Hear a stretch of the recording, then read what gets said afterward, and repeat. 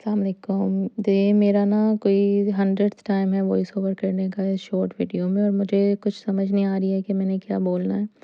मेरे पास कहने के लिए इतना कुछ है, लेकिन मैं एक टॉपिक सेलेक्ट नहीं कर पा रही हूँ।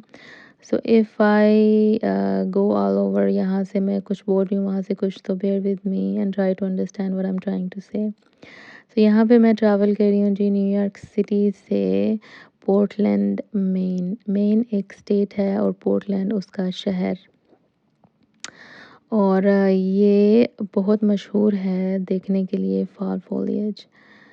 लेकिन इस दफ़ा अभी तक उस तरह से मेरे ख़्याल से फॉल फॉलिएज स्टार्ट नहीं हुआ है, क्योंकि अभी टेम्परेचर ही इतना हाई रहता है, एकदम से 80 डिग्री, फिर 50s और 60s में, कुछ पता नहीं चल रहा है। सो व्हेन आई वेंट, मैंने चेक किया था वेदर, कह रहे थे कि 60s में होगा वहाँ पे, तो क्योंकि जहाँ पे मैंने मोटेल लेना था वो भी, तो मुझे लग रहा था कि वहाँ पे भी सुबह और शाम के टाइम ठंडी होगी, लेकिन कोई नहीं थी। आपको स्वेटर भी ना पहनते ना तो गुजारा हो जाता था। So this is my 11th state that I been to. और जितनी जगह पे मैंने ट्रैवल किया है, सबसे मुझे मुश्किल जो लगता है ना, वो लगता है कि खाना हलाल वाला कहाँ से ढूंढा जाए। तो अगर वो एरिया जो है मुस्लिम मेजॉरिटी के पास नहीं है, तो आपको खाना बड़ी मुश्किल से मिलेगा। फिर होता ये है ना कि क्रॉस कंटामिनेशन हो जाती है। अगर कोई चीज़ हलाल है लेकिन वहाँ पे हराम भी बन रही है, तो आप कैसे खाएंगे। सो आई हैव नोटिस कि people are not very careful, specially with pizza. उनको लगता है कि पिज़्ज़ा तो हम चीज़ पिज़्ज़ा खा लेंगे, लेकिन होता ही है उसी ओवन में बाकी भी चीज़ें बन रही हैं, और उसी कटर से और हर चीज़ हैंडल हो रही है। So it's not good to do that. तो मेरी सबसे पहले ये कोशिश होती है कि खाना ढूंढ लो। सो आफ्टर आई चेकड इन, मैंने सबसे पहले खाना ढूंढा, और यहाँ पे मुझे नज़र आया कि एक टर्किश कैफ़े या टर्किश स्टोर है। तो मैं जाके उनसे पूछा कि आर यू गाइस हलाल, तो उन्होंने कहा जी अल्हम्दुलिल्लाह हम हैं।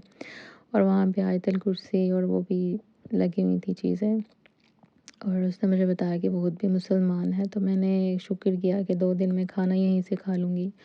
ये मुझे एरिया इतना अच्छा लगा कि मेरा दिल चाह रहा था कि बस समहाउ अल्लाह ताला मुझे यहाँ पे घर दे दें। I hope somehow I manifest this. लेकिन ये एरिया जो है ना, ये तकरीबन जो है ना वो टूरिस्टी सा एरिया, तो ये खुलता है फ्रॉम स्प्रिंग टू मिड अक्टूबर तक ना। उसके बाद ये मोटेल्स और ये स्टोर्स वगैरह जो हैं खाने पीने वाले भी, पार्क सारे बंद हो जाते हैं। मुझे आइडिया नहीं था। मुझे तब पता चला जब मैं यहाँ पे चेक इन किया, तो मैं उनसे पूछ रही थी कि इवन ये 2 स्टार मोटेल है, तो फिर भी इतना महंगा क्यों है।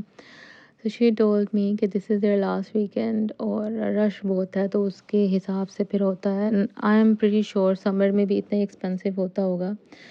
नाम का 2 स्टार है, वैसे सफाई इनकी मुझे तो लगता है 5 स्टार से भी ज़्यादा थी। Like I would give them 5 out of 5। और ये अगली सुबह थी, right after sunset, no, right after sunrise. पहले मैं बीच गई, वहाँ पे मैंने सनराइज़ देखा और इतना खूबसूरत मंज़र था। फिर मैं थोड़ा-सा आगे पीछे घूमी फिरी, वॉक की। वहाँ पे लोग एक्सरसाइज़ कर रहे थे, सब लोग जॉगिंग, रनिंग, साइक्लिंग। तो बड़ा बड़ा जो है ना पुरसुकून सा एरिया है।